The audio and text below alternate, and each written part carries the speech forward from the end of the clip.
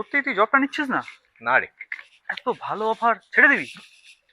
শুধু পয়সা বেশি দিলে ভালো প্যাকেজ? আবার কি? না রে, এই পুনেতে কত খরচা জানিস? কলকাতায় প্রায় ডাবল। হ্যাঁ, এই প্যাকেজটা কলকাতায় পেলে মানছি ভালো প্যাকেজ ছিল, কিন্তু পুনেতে কিছুই না। আর এডি কি করছে? জানি না, হয়তো ও নিচ্ছে না। এই দাঁড়া দাঁড়া, তোরা আমাদের সাথে প্র্যাঙ্ক করছিস না তো? মানে? তোর অফিসের নাম করে আমাদের থেকে লুকিয়ে কোথা থেকে ঘুরে এলি? পাগল। দেখ ভাই, ঘুরতে গেলে চারজন একসঙ্গে যাব, নয়তো নয়। এ ভাই তোকে চুমু। বাইকে গিয়ে রে।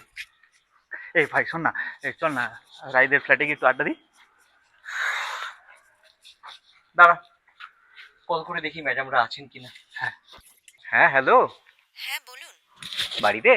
না, আমি তো বর্ধমানে এসেছি, পরশু ফিরবো। ও আচ্ছা। কেন, কিছু দরকার? না, ওই একটু আড্ডা মারবো ভাবছিলাম। ঠিক আছে, সে আপনি ফিরলেই হবে না হয়। ঠিক আছে। কি রে, কি বললো? বাড়ি নেই। যাই। ফোন করে দেখ। হ্যাঁ। নিজের ফোন দিয়ে।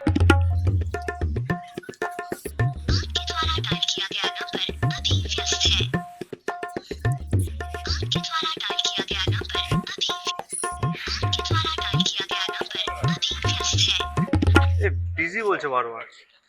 বিজি আছে তাই বলছে। হ্যাঁ কিন্তু ওই তো রাই। এই রাই, বেরোচ্ছ? হ্যাঁ, তুমি? এই তো আমরা আড্ডা দিচ্ছিলাম। ও কোথায় যাচ্ছ? আচ্ছা, ওই একটা ক্যাফেতে যাচ্ছি। চলো একসাথে যাই।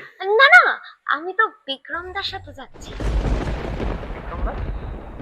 ওহো, তোমাদের তো বলাই হয়নি, আমার কলেজের সিনিয়র বিক্রমদা কলকাতায় এসেছে, ওর সাথেই যাচ্ছি। ও হ্যালো। হুম, হ্যাঁ আমি রেডি হয়ে গেছি। তুমি চলে এসছো? হ্যাঁ ঠিক আছে, হ্যাঁ ঠিক আছে, আমি আসছি। আহ, বলছি বিক্রম দা আমায় নিতে চলে এসেছে, আমি আসছি। হ্যাঁ। টাটা। টাটা।